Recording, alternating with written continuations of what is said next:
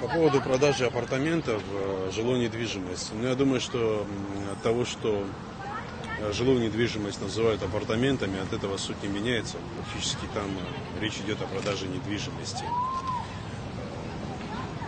Такое ощущение, что этот вопрос пытаются протащить уже несколько лет, никак не получается, уже начинает не мытьем, так катанием. Завтра назовут это пентхаусами или, не знаю, там, студия, квартира, какая разница. Так или иначе, речь идет о продаже недвижимости, жилой недвижимости.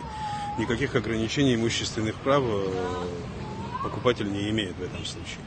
Угрозы и вызовы, связанные с этой проблемой, неоднократно озвучивались, и внутри Абхазии озвучивались, и говорились на площадках за пределами нашей страны. Но, тем не менее, этот вопрос не снимается с повестки. Я считаю, что большая вина в этом заключается в руководстве страны, которое должна была донести позицию населения по этому вопросу. Вот.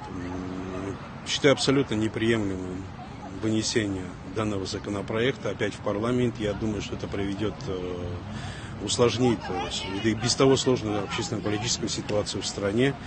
Я думаю, есть смысл немного подождать. К тому же у нас там, насколько мне известно, лежит постановление парламента, в котором рекомендовано провести ряд мероприятий, прежде чем подходить к вопросу, создающего предпосылки для обсуждения этого законопроекта.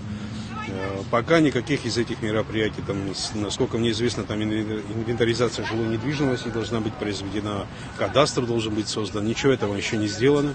Сейчас, в данный момент, поднимать опять этот вопрос я не вижу никакого смысла. Это просто ни к чему хорошему это не приведет. И этот вопрос вряд ли пройдет.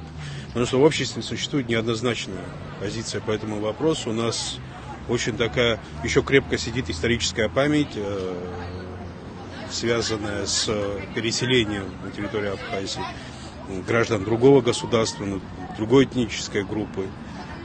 Так что это пока рано под вопрос поднимать.